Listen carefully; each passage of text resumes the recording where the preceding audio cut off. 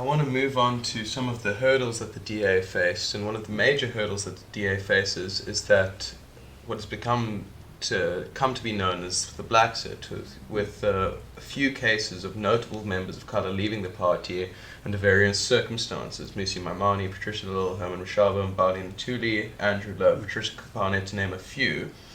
So why has the DA such a problem holding on to this black leadership? Well, first of all, I think that it's completely over-exaggerated. The EFF's parliamentary caucus they've got rid of 75% of their MPs, all of whom were black, over the course of the last 4 years. And no one said there's an exit there. Herman Mashaba's entire KwaZulu-Natal leadership, who were all black, left the party. He's got people in Gauteng who've left the party. Nobody makes a noise about it. The reality is that it is an obsession with the DA and around race, when, as all the latest polling shows, we are by far the most diverse party in terms of representativity and also amongst our voter base, where the majority of our voter base is not white, and people forget that. I think that it was a natural thing that was going to happen. The DA lost its way in 2019. It tried to become an ANC light. It tried to pick fights with its traditional voter base. It adopted some policy positions which were about as clear as mud. I think a lot of people looked at the DA and said, well, I don't know if this is a party that speaks for me or represents me anymore. And we paid for that electorally with the first reversal in an election since 1994. And you can do one of two things when that happens. You can say, well, it was an outlier election, we're just going to keep on doing the same thing and hope to achieve a different result. Or you can listen to the message that voters sent you and adjust accordingly. So when I became leader, we're going to recommit ourselves to those core values and principles that have guided this party through terrible times before and have always sustained us.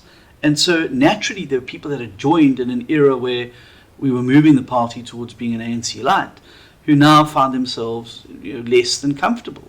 There are also people who, in some of those instances, were not able to fulfill their personal ambitions in the party and were thwarted with those. And they've obviously left, and the DA was good enough for them when they were drawing a salary. It's suddenly a terrible place. I think one of them described it as a prison. Well, the door's always been open. So a nice prison with a R1 million a year package and all the benefits that go with it.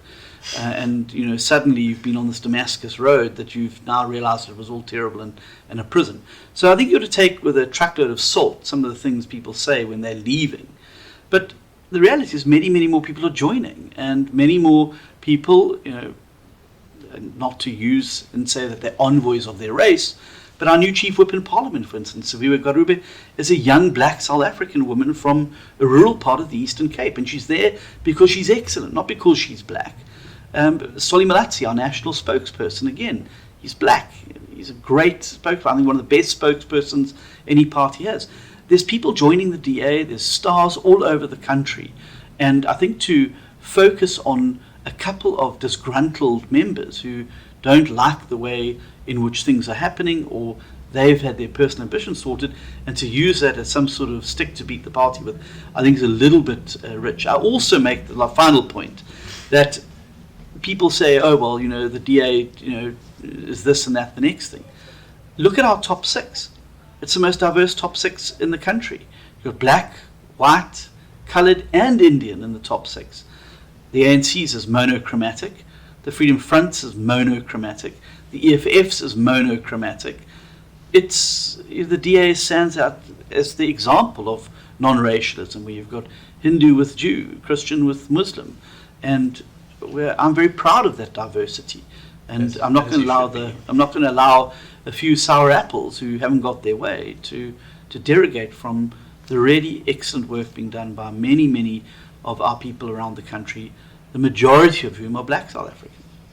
And I hate to take you into another scandal, which I think might know your answer to, but you faced a recent backlash about a joke that you made about your wife on the MacG, ex-wife on the MacG podcast, which many people, particularly women, have found to be, in at best, extremely bad taste. Do you regret the joke, given the sensitivity in this country surrounding issues of violence against women? Well, first of all, I don't think that there was anything in the joke that promoted violence against women. It was a throwaway comment. It was in very bad taste. Will concede that. But goodness me, out of an hour and 18 minutes podcast, for the media to jump on that one thing, I think was a little bit much. Also, I think that it's been blown disproportionately out of context. How do you take a bad joke and say to somebody, "Oh well, you should lose your job over that"?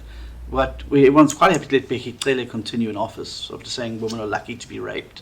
That no one's calling for the finance minister to be removed because of his escapades with a massage, and certainly the president sitting there with millions of dollars stuffed in his couch.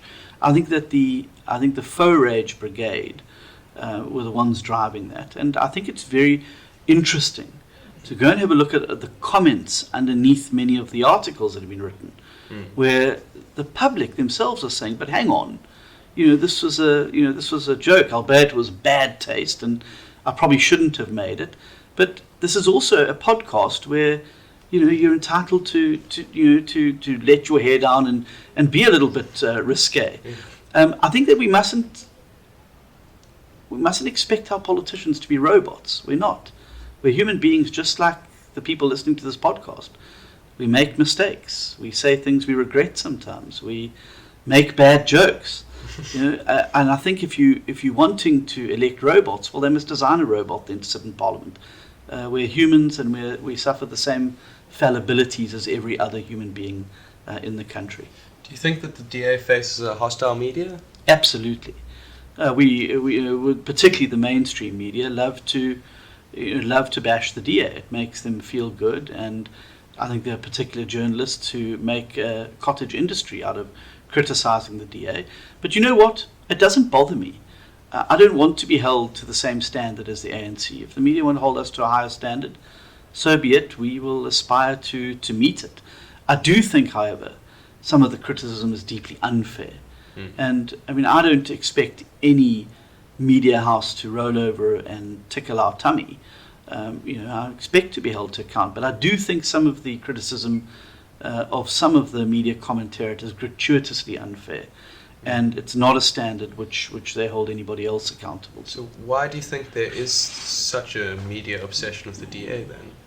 Because to virtue signal that they are cool or progressive, you bash a party because it makes you virtue signal to others that you're doing a great job. And I think a lot of people in the mainstream media write for their own echo chamber, their own internal audience. So Eusebius McKaiser will write for Farrell Haffajee, and Farrell Haffajee will write for Rebecca Davis, and Rebecca Davis will be write for Richard Poplack.